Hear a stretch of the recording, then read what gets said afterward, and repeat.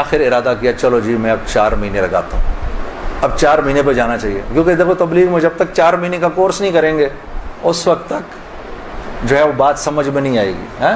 داڑھی کبھی بڑھے گی, کبھی چھوٹی ہو جائے گی, کبھی سر پہ ٹوپی آئے گی, کبھی اتر جائے گی. 4 مہینے لگانے ضروری ہوتے ہیں, ٹھیک ہے, کام کو سمجھنے کے لیے. کیونکہ پہلے 40 دن جو ہے وہ دنیا کا جو ہے نا وہ رنگ اترتا ہے پہلے 40 دن میں, زنگ اترتا ہے پہلے. پھر اگلے 40 دن کے اندر تبلیغ کا تھوڑا رنگ چڑھتا ہے. پھر اس سے اگلے 40 دن میں کچھ اللہ کی معرفت نصیب ہوتی ہے, کچھ تعلق بنتا ہے جا کر. پھر اگر وہ جڑا رہے تو پھر اللہ اس کو سوسائٹی پروف بنا دیتا ہے, اس کے اوپر لوگوں کی باتوں کا اثر نہیں ہوتا. پھر ایسے لوگ جہاں بھی جاتے ہیں ماحول بن جاتا ہے, خود بخود ہی ماحول بن جاتا ہے. اب میں نے ارادہ کیا جی 40 دن لگانے ہیں میں, اور 40 دن کا 4 مہینے لگانے ہیں. میں نے اپنے دوست کے ساتھ مل کے ارادہ کر لیا. خیر وہ ہم کمزور, ہم نے مئی جون میں نکلنا تھا, مئی جون آیا, وہ تو نکل گیا, میں نہیں نکلا. ایک دن اس کا مجھے فون آتا ہے, یہ ہے جی 16 اکتوبر کی بات 2001. اس کا مجھے فون آیا, جنید بھائی السلام علیکم, میں 4 مہینے لگا کے آ گیا. میں نے کہا ہیں 4 مہینے ہو گئے؟ کہا ہاں ہو گئے. گزر گئے کتنے ہی 4 مہینے گزر گئے زندگی سے. میں نے کہا 4 مہینے گزر گئے؟ کہتا ہے لیکن مجھے پتا نہیں میرے 4 مہینے کیسے لگے, ضائع ہی ہو گئے. میں نے کہا وہ کیسے؟ کہا میں 4 مہینے کے لیے اپنے ابا کو ساتھ لے گیا جنید بھائی, وہ بیمار رہتے تھے, ان کا پیشاب پخانہ مسجد میں نکل جاتا تھا بستر میں. یقین کرو روزانہ جنید بھائی میں نے کچھ نہیں کیا, صرف اپنے باپ کا پیشاب پخانہ صاف کیا. 4 مہینے.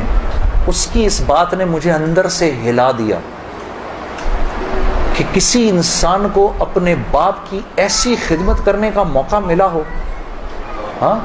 اور کہتا ہے پتہ نہیں میرے 4 مہینے تو کیا ہی لگے, میں تو سارا وقت باپ کی خدمت ہی کرتا رہا 4 مہینے.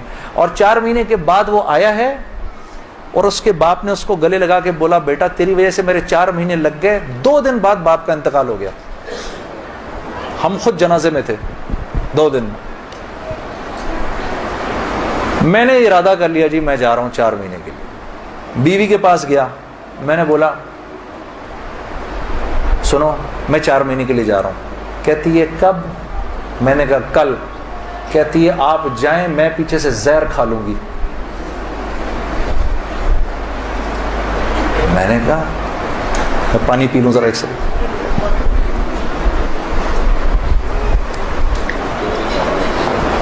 میں نے کہا یار اب میں سوچ رہا ہوں یار یہ چانس لیا جائے نہ لیا جائے, موقع تو بہت اچھا ہے.